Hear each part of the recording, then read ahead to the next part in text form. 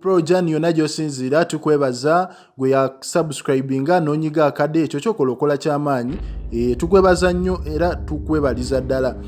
Omukulu Eddy Kenzo olunaku olwaleero ayina ebintu by'ayogedde ebikwasa ennaku nga bulijjo. Agambye I was watching president nti mbadde ndaba omukulembeze ng'ayongerayo ennaku 21.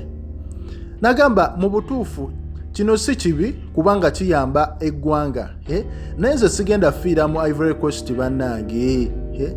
Yabadde amanyiizi n'ennaku engeri gye zaaweddeko ajja afuna obuweerero asobole okuba nga akomawo ewaka, naye omukulembeze ekyo takikkiriza olw'ensonga nti lockdown agyongeddemu ennaku ndala 21.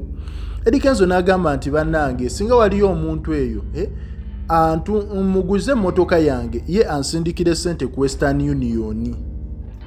Owulira kubanga eno abantu cases zeeyongedde ziri mu 7.